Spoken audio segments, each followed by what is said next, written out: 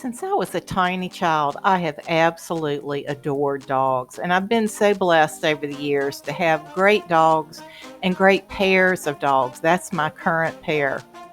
And so it's no wonder that I have tried my hand at painting a few dogs. I don't consider myself a dog painter, but most of the paintings I've done have been pretty serious and a little on the heavy side. So, since I'm painting small today, I wanted to try to get out of my box a little bit and try something just for fun. Something very humorous, something with a big tongue. So, here we go.